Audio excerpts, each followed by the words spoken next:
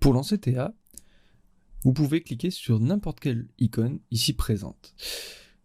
Mais dans un premier temps, nous allons nous intéresser à ce menu ici, la caméra, donc on va pouvoir cliquer sur celle-ci pour le lancer.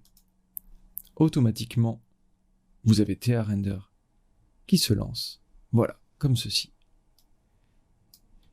Alors, il est possible que des icônes n'apparaissent pas encore, ou en tout cas des fenêtres n'apparaissent pas. On peut cliquer une fois de plus sur la caméra, qui vous permettra sûrement d'afficher le contrôle panel ici, de cliquer sur l'outil TA ici, pour afficher un nouveau mode, celui-ci qui s'appelle le Tools Panel. Il faut savoir que TA est traduit en français, mais il y a des petits réglages qui sont encore gardés en anglais, comme ici c'est le cas, panneau d'outils est resté Tools Panel ici. Si vous ne retrouvez pas ces trois, donc le Tools Panel, le Control Panel, et ici la fenêtre de rendu, vous pouvez aussi cliquer sur Extension TA, et vous les avez ici. Outils, navigateur, ça sera cet outil-là qu'on verra à la suite, fenêtre de rendu. Dès que je clique dessus, automatiquement ils apparaissent. Bien entendu, quand je fermerai cette fenêtre-là, il suffira de recliquer dessus pour qu'elle se réactive.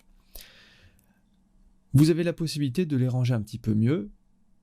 Quand je reste appuyé sur le clic, par exemple sur Tools Panel, je vais pouvoir le déplacer. Il faut bien que ce soit ma souris, donc vous voyez mon pointeur ici légèrement en rouge, qui vient de se mettre pile dans un angle. Automatiquement, il s'accroche, et je vais faire exactement pareil ici. Voilà. Si vous avez deux écrans, je vous conseille d'avoir TA ici sur un écran et SketchUp sur un autre. Pour l'instant, pour que ce soit plus simple sur cette formation-là, je vais tout simplement déplacer la fenêtre TA dans l'angle en haut à droite et nous allons pouvoir voir ensuite les premiers réglages de TA. Donc dans un premier temps, ce qui va nous intéresser ici, c'est le contrôle panel. Le contrôle panel, vous allez pouvoir choisir où vous voulez afficher TA. Si vous voulez l'afficher dans la fenêtre SketchUp, ce qui veut dire ici, mais nous, ce que nous allons choisir ici, c'est dans la fenêtre TA, pour être sûr que ça s'affiche ici, présent. Vous avez plusieurs modes de rendu, on ne va pas s'embêter ici, on va rester en Presto, et on va bien faire attention que cette icône-là est cochée en bleu. Cette icône-là cochée en bleu vous permet en fait d'avoir ce qu'on appelle le rendu, qui est du coup interactif. À quoi ça sert? On va le voir tout de suite. On va pouvoir se mettre par exemple dans la scène intérieure sans mobilier, celle-ci, et on va pouvoir commencer à lancer notre premier rendu en cliquant sur ce bouton-là. Vous allez voir que automatiquement le rendu se lance ici.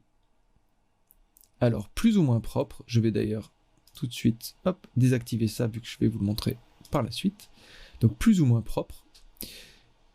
Et là donc du coup on a notre image en mode, comme son nom l'indique ici, interactif. Ce qui veut dire que si je me déplace à l'intérieur du modèle, automatiquement je vois les modifications ici.